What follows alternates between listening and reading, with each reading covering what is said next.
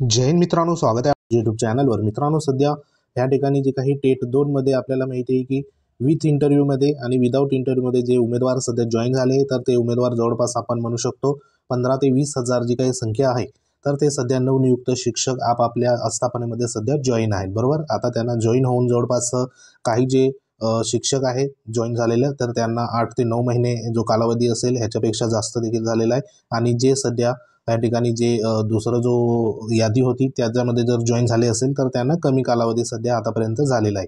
तर आपल्याला माहिती आहे की जे सध्या 3 वर्षासाठी आपल्याला शिक्षण सेवक कालावधी ह्या ठिकाणी होतो आणि ह्या 3 वर्षामध्ये जे काही मानधन असेल तर ते मानधन सध्या मिळत असतं। त्यानंतर 3 वर्ष पूर्ण झाल्यानंतर नियमित जी काही वेतन श्रेणी असेल, म्हणजे शिक्षण सेवक कालावधी पूर्ण झाल्यानंतर पुढची जी काही प्रक्रिया असेल नियमित वेतन श्रेणी लागू होण्यासंदर्भात, तर त्याच्यामध्ये महत्त्वाच्या ज्या काही प्रक्रिया असेल तर त्या नेमक्या काय होत असतात, तर त्या संदर्भात बघा या ठिकाणी एक महत्त्वाचं पत्र इश्यू करण्यात आलं होतं शालेय शिक्षण आणि क्रीडा विभागाचं। तर ह्याच्यामध्ये स्टेटमेंट देण्यात आलं आहे, तर ते तुम्हाला दाखवतो। तर इथं बघा, शिक्षण सेवक पदावरील अहर्ताकारी समाधानकारक 3 वर्ष सेवा पूर्ण केल्यानंतर शिक्षण सेवकांना विहित कार्यपद्धतीनुसार नियमित सेवेत सामावून घेतल्याचे आदेश 1 महिन्यात संबंधित प्राधिकाऱ्याने निर्गमित केले नसल्यास अशा शिक्षण सेवकाची सेवा आपोआप नियमित होईल व नियमित सेवेचा सर्व लाभ या ठिकाणी बघा अनुज्ञेय राहील, अशी जी काही शासन निर्णय आहे 14/10/2000 या ठिकाणी 10चा, तर त्याच्यामध्ये सध्या बघा तरतूद करण्यात आलेली आहे। बरोबर, म्हणजे जी काही तुमचे 3 वर्ष इथे कंप्लीट झाल्यानंतर पुढचे 1 महिन्यामध्ये संबंधित प्राधिकारी जो असेल तर त्याने बघा संबंधित जे काही शिक्षण सेवकाची जे 3 वर्ष कंप्लीट केल्यानंतर नियमित संदर्भात जो काही आदेश असेल तर तो आदेश बघा 1 महिन्याच्या आत या ठिकाणी शिक्षण सेवकाला या ठिकाणी मिळणे गरजेचं आहे। आणि त्या संबंधित जो काही महत्त्वाचा GR आहे 2010चा, तर तो GR सध्या बघा देण्यात आला आहे। त्याच्यामध्ये त्या पद्धतीने नमूद आहे। इथं बघा 3 वर्ष जसे तुमचे कंप्लीट होईल, बरोबर, 3 वर्ष जसे कंप्लीट होईल तर तसे तुमच्या या ठिकाणी जी काही पुढची जी काही प्रक्रिया असेल तर ती प्रक्रिया या ठिकाणी बघा होणार आहे। आणि जर 1 महिन्यामध्ये संबंधित प्राधिकाऱ्याने निर्गमित केले नाही, बरोबर, म्हणजे जी काही कायमची ऑर्डर असेल तर ती निर्गमित केली नसेल, तर अशा वेळेला बघा ती जी सेवा असेल शिक्षण सेवकांची जी काही सेवा असेल तर ती या ठिकाणी आपोआप जी असेल तर ती नियमित होईल, अशा पद्धतीने देखील म्हटलेलं आहे। तर महत्त्वाचा जो काही GR आहे तर तो GR देखील तुम्हाला दाखवतो। तर इथं बघा हा तो GR आहे प्रशिक्षित शिक्षण सेवकांना 3 वर्षानंतर बघा नियमित वेतन श्रेणी देण्याबाबत। तर हा GR नुसार जी काही कार्यवाही असेल तुमची 3 वर्षानंतर सध्या बघा होणार आहे। तर ह्याच्यामध्ये सविस्तर देण्यात आले, तर हा शालेय शिक्षण आणि क्रीडा विभागाचा 2010चा GR आहे। तर ह्याच्यामध्ये बघा प्रमुख ज्या काही गोष्टी आहेत तर ते तुम्हाला दाखवतो। इथे बघा प्राथमिक, माध्यमिक, उच्च माध्यमिक शाळेतील तसेच कनिष्ठ महाविद्यालयीन शिक्षण सेवकाची वेळोवेळी विहित केलेल्या कार्यपद्धतीनुसार नियुक्ती ही मानधनावर करण्यात येत असून प्रशिक्षित व अहर्ताधारक शिक्षण सेवकांना 3 वर्ष समाधानकारक सेवा झाल्यानंतर नियमित वेतन श्रेणी नियुक्त देणे आवश्यक आहे। तथापि काही प्रकरणी प्रशिक्षित शिक्षण सेवकांना 3 वर्षानंतरही नियमित वेतन श्रेणी ह्या ठिकाणी बघा नियुक्ती देण्यास विलंब होतो, बरोबर। तर हे आपल्याला सर्वांना माहिती आहे। तर ह्या संदर्भात इथं बघा पुढे काय म्हटलेलं आहे की संदर्भीय क्रमांक 1 आणि 2 शासनाच्या निर्णयाच्या जोडपत्र नमूद केल्याप्रमाणे राज्यातील प्रशिक्षित अहर्ताधारक शिक्षण सेवकाची वेळोवेळी विहित केलेल्या कार्यपद्धतीनुसार नियुक्ती केली असल्याने त्यांची 3 वर्षे समाधानकारक सेवा झाल्यानंतर नियमित वेतन श्रेणी देण्याची तरतूद आहे। या तरतुदीचे काटेकोरपणे पालन करण्यासाठी खालील पद्धतीचा इथं अवलंब करण्यात यावा। तर इथं जी काही पद्धत देण्यात आली बघा सूचना, तर त्या काय आहे, तर 3 वर्षानंतर जी प्रक्रिया होणार आहे शिक्षण सेवक संदर्भात, तर ती काय होणार तर ती समजून घ्या। इथं बघा 1 नंबरचं, शिक्षण सेवक पदावरील अहर्ताकारी समाधानकारक सेवेचा 3 वर्षाचा कालावधी पूर्ण होताच 8 दिवसात जे काही संस्था संबंधित प्राधिकाऱ्याकडे नियमित सेवेचा प्रस्ताव सादर करतील।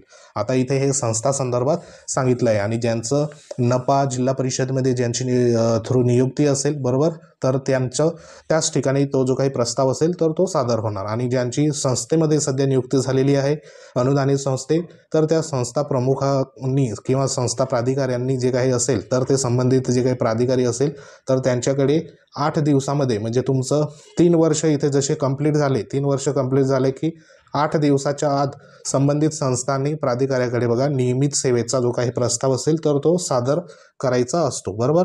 त्यानंतर त्याच्यावरती सदर प्रस्तावामध्ये काही त्रुटी असल्यास त्या त्रुटी एका आठवड्यात संबंधित प्राधिकारी ह्या ठिकाणी स्वयंस्पष्टपणे संबंधितांना कळवतील आणि त्या पुढील एका आठवड्यात बघा सदर त्रुटीची पूर्तता करून घेण्यात येईल, बरोबर. म्हणजे 8 दिवसाच्या आत प्रस्ताव सादर होईल, त्याच्यामध्ये काही त्रुटी आढळल्या तर ते संबंधित जो काही अधिकारी असेल प्राधिकारी तर तो संबंधित बघा संस्थेला कळवणार आणि त्या ज्या त्रुटी असेल तर त्या त्रुटी त्या ठिकाणी बघा दूर करून घेणार. त्यानंतर पुढे काय म्हटलेलं आहे, प्रस्ताव प्राप्त झाल्याच्या दिनांकापासून 1 महिन्यात संबंधित प्राधिकारी नियमानुसार प्रस्तावाला मान्यता या ठिकाणी करतील, बरोबर. म्हणजे 3 वर्ष झाल्यानंतर जवळपास एका महिन्यामध्ये तुम्हाला जो काही प्रस्ताव त्या ठिकाणी पाठवलेला असेल संस्थेच्या वतीने आणि तुमचं जे जिल्हा परिषदमध्ये असेल तर ते जिल्हा परिषदमध्ये सध्या संपूर्ण कार्यवाही त्या ठिकाणी होऊन जाईल. म्हणजे 3 वर्ष कंप्लीट झाल्यानंतर तुमचं जवळपास 1 महिन्याच्या कालावधीमध्ये जो काही प्रस्ताव असेल तुमचं कायम जे काही शिक्षक संदर्भात जी नेमणूक असेल तर ती त्या ठिकाणी बघा देणं ह्या ठिकाणी बंधनकारक त्यांना असणार आहे. पुढे काय म्हटलं आहे 4 नंबरच्या मुद्द्यामध्ये का शिक्षण सेवक पदावर आहारताकारी समाधानकारक 3 वर्षे सेवा पूर्ण केलेल्या शिक्षण सेवकाच्या वरील विहित कार्यपद्धतीनुसार नियमित सेवेत सामावून घेतल्याचे आदेश 1 महिन्यात संबंधित प्राधिकाऱ्याने निर्गमित केले नसल्यास अशा शिक्षण सेवकाची सेवा आपोआप नियमित होईल व नियमित सेवेचा सर्व लाभ त्यांना अनुज्ञेय राहणार आहे, बरोबर. म्हणजे जर एखाद्या वेळेला संबंधित प्राधिकाऱ्याकडून 1 महिन्याचा आत जर बघा तुम्हाला त्या ठिकाणी नियमित जो काही आदेश असेल नियमित शिक्षकांसंदर्भात तर तो जर नाही मिळाला तर 1 महिन्यानंतर बघा आपोआप जे काही शिक्षण सेवकांची जी काही सेवा असेल तर ती आपोआप नियमित ह्या ठिकाणी होणार आहे, बरोबर. तर ह्या एक महत्त्वाचे या ठिकाणी बघा स्टेटमेंट देण्यात आलं आहे. म्हणजे जरी तिथं तुमच्या प्रस्ताव असेल त्याच्यामध्ये काही या ठिकाणी विलंब झाला तरी तुमचे ऑटोमॅटिक 1 महिन्यानंतर तुम्ही जे काही नियमित असेल तर ते नियमित श्रेणीमध्ये तुम्ही त्या ठिकाणी तुमचा जो काही लाभ असेल तर तो लाभ मिळायला तिथं बघा सुरुवात होऊन जाईल. पुढचा 5 नंबरचा मुद्दा काय आहे की ज्या शिक्षण सेवकांचा 3 वर्षाचा कालावधी समाधानकारक आढळला नाही, बरोबर, त्यांच्याबाबत योग्य ती चौकशी करून त्यास 3 वर्षानंतर 1 महिन्याच्या कालावधीत आदेशाद्वारे समाधानकारक सेवा न केल्याबाबत पुढील मुदतवाढ देत असल्याबाबत कळवण्यात आवश्यक आहे, असं देखील इथे म्हटलेलं आहे. म्हणजे तुमचा जर समाधानकारक 3 वर्षाचा कालावधीमध्ये काही या ठिकाणी बघा त्रुटी आढळल्या तर त्या संदर्भात तुम्हाला परत 1 महिन्यासाठी जी काही चौकशी करून 3 वर्षानंतर 1 महिन्याच्या कालावधीत आदेशाद्वारे जे काही समाधानकारक सेवा न केल्याबाबत पुढील मुदतवाढ देखील या ठिकाणी देण्यासंदर्भात इथं संबंधितांना कळवण्यात आलेलं आहे. 6 नंबरमध्ये काय म्हटलं सदर आदेश हे प्रशिक्षित शिक्षण सेवकांनी 3 वर्षाच्या कालावधीत बघा आहारताकारी प्रशिक्षण पूर्ण केले असेल व त्यांनी विहित कालावधीत तसे प्रमाणपत्र सादर केले असेल त्याबाबतही लागू राहतील, बरोबर. म्हणजे जे काही तुमचं आता जे प्रशिक्षण झालेलं आहे, बरोबर, अप्रशिक्षित शिक्षण सेवकांनी 3 वर्षाच्या कालावधीत आहारताकारी जे काही प्रशिक्षण आहे, बरोबर, आता जे प्रशिक्षण झालं होतं तर ते प्रशिक्षणासंदर्भात इथं जो काही मुद्दा आहे तो देखील नमूद आहे. पुढे बघा इथं काय म्हटलेलं आहे परत सदर आदेश जिल्हा परिषद स्थानिक स्वराज्य संस्था कटक मंडळ अनुदानित शाळांमधील नियुक्त शिक्षण सेवकांना लागू होतील असं इथं म्हटलेलं आहे. म्हणजे जो काही आदेश आहे तर हा आदेश जिल्हा परिषद सांगितल्याप्रमाणे स्थानिक स्वराज्य संस्था कटक मंडळ असेल तुमचं अनुदानित जे काही शाळा असेल तर त्या शाळेमध्ये बघा नियुक्त शिक्षण सेवकांना हा लागू असणार आहे. तर हा आपल्यासाठी महत्त्वाचा मुद्दा होता.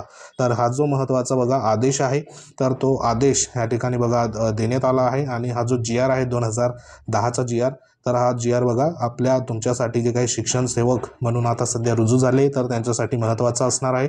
तर इथं तुमचे अशा पद्धतीने जी काही प्रक्रिया असेल तर ती प्रक्रिया सध्या बघा होणार आहे. तर ज्यांचे 3 वर्ष इथे कंप्लीट झाले त्यानंतर तुमचा विदिन 1 महिन्यामध्ये जो काही पूर्ण वेळ म्हणजे नियमित जी वेतन श्रेणी असेल तर ती नियमित वेतन श्रेणी संदर्भात जो आदेश असेल तर तो तुम्हाला त्या ठिकाणी बघा मिळणार आहे. म्हणजे ह्या ठिकाणी जी काही प्रक्रिया असेल तर ती प्रक्रिया सध्या अशा पद्धतीने तुमची होणार आहे. तर आता तर बघता बघता बघा जे काही 1 वर्ष असेल तर ते 1 वर्ष इथं जे सध्या रुजू झालेले शिक्षण सेवक आहे तर त्यांना होऊन जाईल.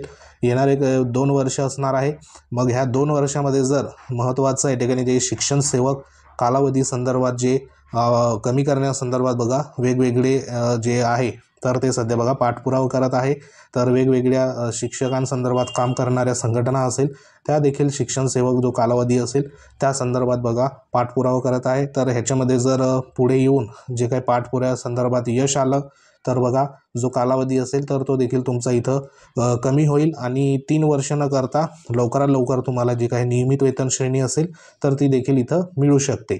म्हणजे तुमचं जे काही प्रक्रिया असेल तर ही प्रक्रिया बघा अशा पद्धतीने तुम्हाला ही पुढे जी असेल तर ती सध्या होणार आहे। तर त्या अनुषंगाने एक महत्त्वाचा बघा निर्णय होता। हा निर्णय आपल्या टेलिग्राम चॅनलवर बघा पोस्ट करतो, तर सर्वांनी सेव्ह करून ठेवा जेणेकरून तुम्हाला भविष्यामध्ये कामास येईल। तर लिंक व्हिडिओच्या डिस्क्रिप्शनमध्ये तेथे टेलिग्रामवर तुम्ही जॉईन व्हा जेणेकरून तुम्हाला जे काही लेटेस्ट अपडेट असेल ते तुमच्यापर्यंत वेळोवेळी आपण पोचवत जाऊ। तर महत्त्वाचा व्हिडिओ होता। व्हिडिओ आवडला असेल व्हिडिओ लाईक करा, शेअर करा। तुम्ही जर आपल्या चॅनलवर नवीन असाल तर चॅनलला आवर्जून सबस्क्राईब करून घ्या जेणेकरून तुम्हाला जे काही लेटेस्ट अपडेट असेल तर त्या तुमच्यापर्यंत आम्ही वेळोवेळी पोचवत जाऊ। तर भेटू आपण नेक्स्ट अपडेटमध्ये, तोपर्यंत जय हिंद, वंदे मातरम।